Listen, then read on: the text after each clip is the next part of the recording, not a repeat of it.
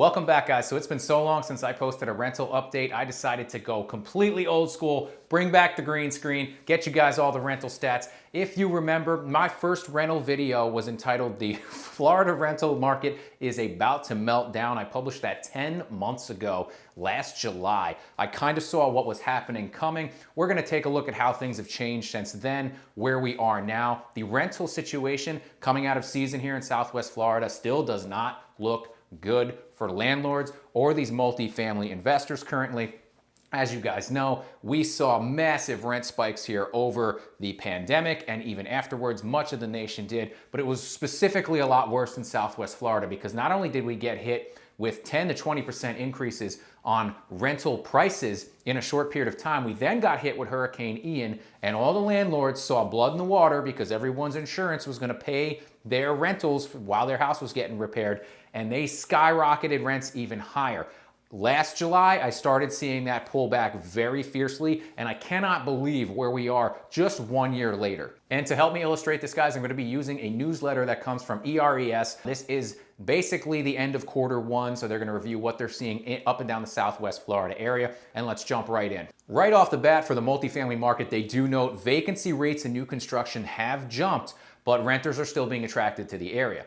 It goes on to note, despite some challenges in the Sarasota multifamily market due to significant new construction outpacing renter demand, the region continues to attract attention with its expanding inventory and evolving rental landscape. As you guys know, these are all the new luxury apartments that are coming online. I don't know if I'd classify a lot of them as luxury, but they just load these things up with amenities that I don't think really anybody wants. They slap $2,000 to $3,000 on studios, which people don't want to pay. I think people would much rather prefer just having an affordable apartment and no pool, weight room, sauna, whatever they have.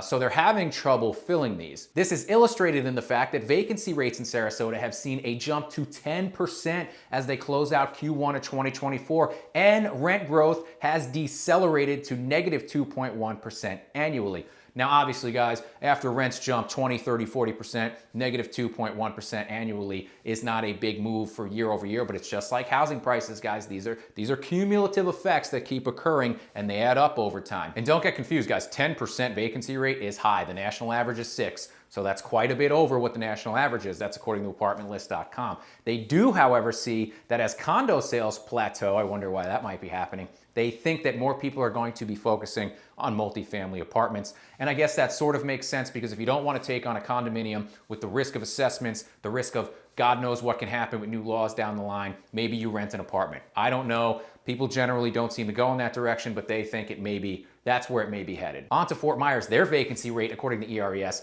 is 13.4%. That is double the national average. And they're quick to say that though this is an extreme increase from the previous year, it's nowhere near the 25% vacancy in early 2020, which is absolutely ludicrous to even consider that to me. 25% vacancy rate during the height of the pandemic should just throw that out the window. We don't have a pandemic. Nothing's going on like that. And we are about halfway there. So that's not great. Fort Myers asking rents have actually contracted by 5.7% year over year. So guys, we're starting to see the pattern now in Southwest Florida that I was predicting last year, is that rents are gonna start to decline slowly. And if these inventory increases and vacancy rates keep increasing, they might start to decline very rapidly. You guys have seen instances here that I've gone over. Northport has more rental listings, not even multifamily, just rental listings than they've had in the past 10 years. So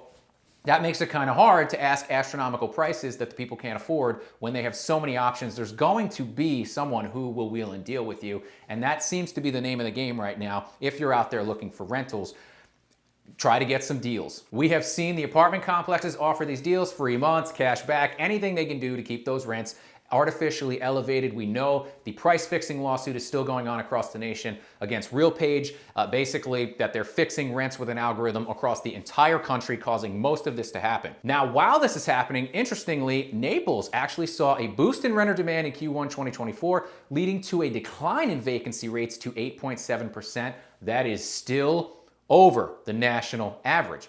But this is expected to rise again with upcoming deliveries. Again, upcoming deliveries meaning new construction apartments. And I really think in Naples, the problem is people went down to Naples looking to buy a house maybe 6 months, 8 months last year, and we're like, no way, I'm not buying a condo, I'm not buying a house. So maybe this does support, I'm just gonna rent seasonally this year, I'm just gonna rent annually this year and wait for things to cool down. So maybe this does support their earlier theory where they believe as condo sales slow down, more multifamily rentals will pick up and be occupied. But even in Naples, the rent growth has slowed to negative 3.7%. I like how they say rent growth has slowed. Rents have fallen. The growth is slower. It's negative. The growth is negative. It's falling rent. Whatever.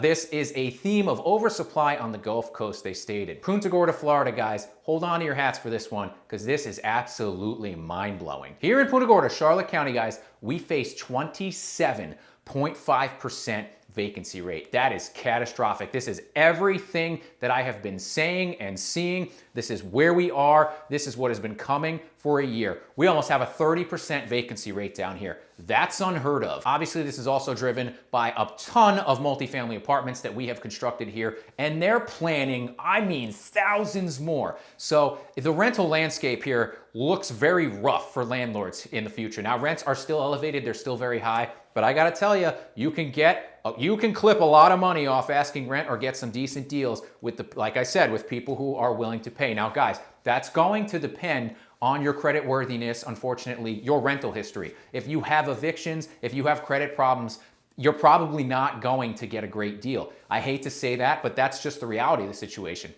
And we have actually lowered quite a bit. We've lowered our credit requirements at the companies I've been monitoring quite substantially, and we're still having trouble filling these units because the prices are too high. Now, they do state on the positive side for residents, rents are down 10% year over year, guys. When I said this was happening last year, when I said this is what was coming, everyone told me I was crazy. I got so much backlash for that video. I got ripped apart. They said, never, you'll never see these prices again that I told people were coming. Here they are.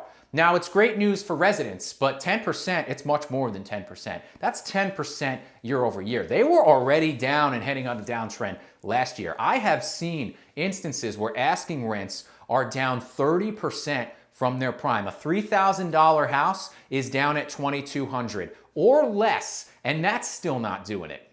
And since they're covering Q1, I did take a snapshot of Lee County's existing rental inventory on January 25th. Here it is sitting at 2,703 rentals, which at the time was high. That's very high, especially compared to historically what we were seeing. Well, I took another one today. Now it's sitting at 3,124 rentals. So we've come completely out of season and we've added almost 400 more rental properties to the market. This is where it's gonna get real screwy now because we just came out of season, same thing with housing. People were holding out. People don't rent here in season. They're not coming here in season looking to rent an annual rental. They're coming here looking to buy. Some of them have gone, like in Naples, some of them have gone with rentals, waiting things out and seeing what's happening. But in our area, that's not the case generally. So Lee County has a huge uptick. Just went through season and put 400 more houses on the market. That's crazy, and I think it's just gonna get worse. Charlotte County in January had 1,065 rentals available. Now they have 1,015. So we took a little bit off, but that's almost nothing. It's not even 10%, it's barely 5%, guys. Went through season, didn't take the inventory off the market. What do you think is gonna happen now? And just for fun, because I don't have anything to compare this to, Sarasota County currently has 2,253 rentals on the market. Guys, I honestly don't know if that's a lot because I haven't been tracking the market up there as thoroughly as I have down here. It seems like a lot, but I don't know. You guys tell me in the comments. What are you seeing? I'm hearing rents are softening up there as well. We just saw in that report that was the same. So are you guys seeing a huge buildup of inventory in Sarasota as well? Let me know in the comments below. So what does this mean, guys, and where is this going? I think rental prices, asking prices continue to decline in Southwest Florida as we have even more inventory planned. Thousands and thousands of projects are finally completing now, and they're planning more, but I don't think they're ever gonna get these things. They're never gonna break ground on these. I wouldn't with these kind of stats around here. Why would you? So I think eventually there's gonna be constrained supply as long as we have people keep pushing into the area. Now this newsletter seems to feel that they are, but those people are moving here. Nobody's coming here to rent full time. If they are, it's a stopgap for a year until they find a place. The industry here does not support a large renter population at these prices, which is another reason that these current landlords are getting clobbered with vacancies. So guys, I cover Southwest Florida. What are you guys seeing in your areas of the state? Are you seeing huge rental buildup? Are you seeing prices come down? Are you seeing multifamily apartments go up everywhere? Let me know in the comments below. And if you guys like this video, give me a like, share, subscribe, and I'll see you next time.